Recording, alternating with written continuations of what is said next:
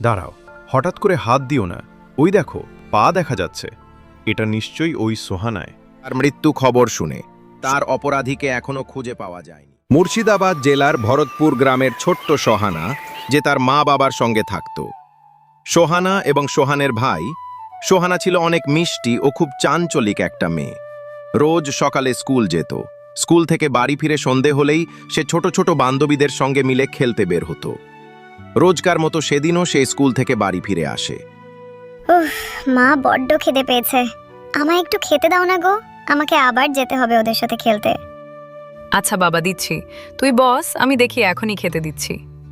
ও মা, বাবা কবে আসবে গো? বাবাকে না খুব দেখতে ইচ্ছে করছে। বাবা সেই কবে গেছে, এখনো ফেরার নাম করে না। এই তো গেল সেদিন। তোর বাবা ঠিক চলে আসবে তোদের জন্য না? টাকা ইনকাম করতে হবে না? তোরা খাবি কি আর পড়বি বা কিভাবে? তোর বাবা যদি টাকা ইনকাম না করে আনে। এভাবে সোহানা খাবারটা খেয়ে তার ছোট ছোট খুদে বান্ধবীদের সঙ্গে চলে যায় খেলতে। সন্ধে হয়ে যায়, সন্ধে থেকে রাত হয়ে যায়, কিন্তু সোহানা এখনো বাড়ি ফেরে না। শাহানার মা ভাবে হয়তো কোথাও সে কারো বাড়িতে খেলছে। অনেক রাত হয়ে যাওয়ায় সোহানার মা তার বাড়ির পাশের প্রতিবেশীর কাছে যায় এবং তাদেরকে জিজ্ঞেস করে, বলছি দিদি, সোহানা কি তোমাদের বাড়িতেই আছে? না না না, ও আমাদের বাড়ি আসেনি। ও তো খেলছিল হয়তো কোথাও। ও আচ্ছা, ও না, রাত হয়ে গেল, এখনো বাড়ি ফেরেনি। সোহানা, সোহানা কোথায় গেলি রে মা? এত রাত হয়ে গেল, তুই কোথায় খেলছিস? এখনো ফিরে আয় মা। সোহানার মা পুরো গ্রাম খুঁজে বেড়ায়, কিন্তু সোহানাকে পায় না। সে বাধ্য হয়ে তার স্বামী এবং তার শ্বশুরবাড়ির লোককে সবাইকে জানায়।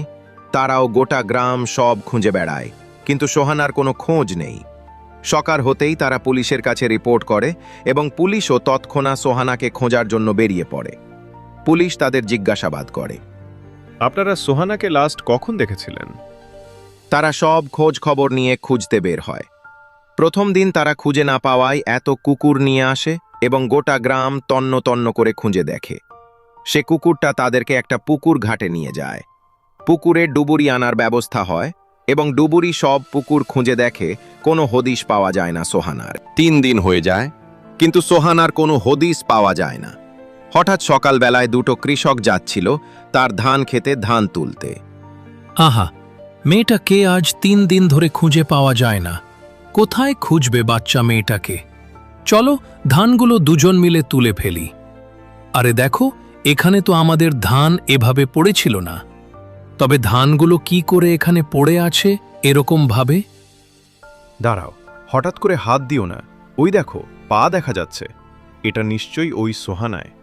চলো, আমাদেরকে পুলিশকে এবং তার বাড়ির লোককে খবর দিতে হবে। তারা তার বাড়ির লোক এবং পুলিশকে খবর দেয়। পুলিশ ও তার বাড়ির লোক তৎক্ষণাৎ সেখানে চলে আসে এবং ধান সরিয়ে দেখে সোহানার মৃত্যুদেহ সেখানে পড়ে আছে। সবাই ভেঙে পড়ে তার মৃত্যু খবর শুনে। সুখের ছায়া নেমে আসে। গ্রাম কান্নায় ভেঙে পড়ে তাকে দেখে।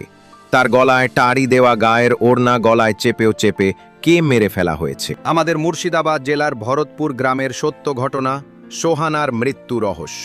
সোহানা হলেও একটা 8 বছরের ছোট্ট শিশু, যে ক্লাস 2-এ পড়তো। তাকে নিঠুরভাবে হত্যা করা হয়েছে। তার অপরাধীকে এখনো খুঁজে পাওয়া যায়নি। খুঁজে পেল অবশ্যই আপনাদেরকে পার্ট 2 এর মাধ্যমে জানাবো। আপনারা সতর্ক থাকুন, সন্তানকে শিশুদেরকে ভালো রাখুন। আপনি যদি শিশু হয়ে থাকেন তাহলে অবশ্যই সতর্কভাবে চলাফেরা করুন। অচেনা মানুষের সঙ্গে কথা বলো না এবং অচেনা মানুষের কোন খাবার ধরবে না। কোন কিছু টের পেলে অবশ্যই বাড়ির লোককে বা আশেপাশের লোককে বলুন। গল্পটা ভালো লাগলে অবশ্যই একটা লাইক, কমেন্ট এবং শেয়ার করবেন। আর আমাদের চ্যানেলটি অবশ্যই সাবস্ক্রাইব করবেন।